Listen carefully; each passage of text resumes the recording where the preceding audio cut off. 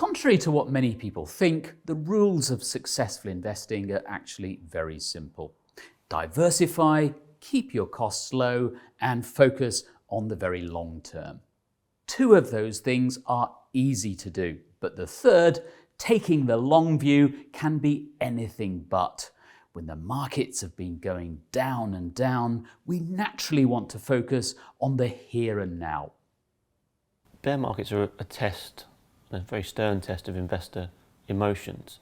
So when we go through a bear market, when we see losses in our portfolio, when we see bad news about the economy, about financial markets, then we feel anxiety, we feel worry, we feel panic.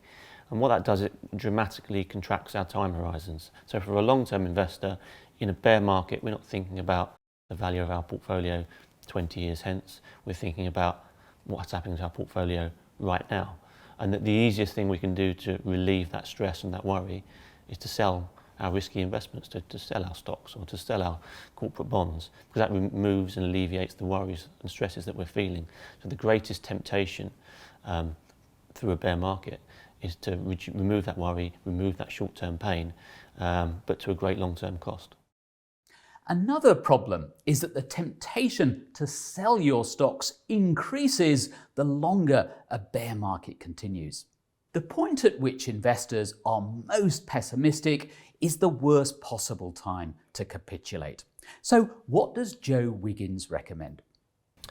I think there's a couple of pieces of important behavioural advice for bear markets. One is to go into investing in risky assets with our eyes open. Now, it's impossible to replicate how we'll feel during a bear market, but at least if we know if we're investing in equities for the long term, we're likely to go through a number of periods where there'll be significant declines and bear markets. So if we have expectations of that happening, then we're less likely to make bad decisions when it does occur.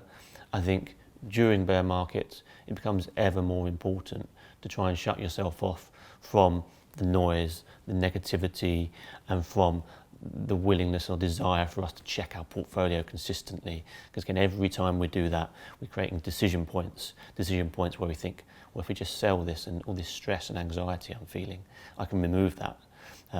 Even though it might make things far worse in terms of meeting my long run objectives. You should also remember that in general, bear markets are a good time to invest. In the words of the legendary investor Warren Buffett, it can pay to be greedy when others are fearful. During bear markets, we're likely to see equities fall and equity valuations improve because markets are getting cheaper. So long run expected returns are generally increasing when markets decline.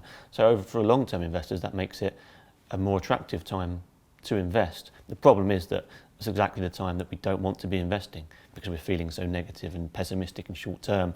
Why would we invest in markets when they're falling? The best route to dealing with this and trying to exploit that opportunity is to try and make sensible, systematic investment decisions and plans. So before we're in that emotional state of a bear market, if we're investing regularly into markets on a monthly savings plan, for example, then it takes that decision point away from us and allows a systematic decision to make unemotional decisions into what might be attractive times for long-term investors. But to finish, a word of warning. Even if you're buying stocks that have substantially dropped in value, they may well have further to fall. No one can predict the markets in the short term.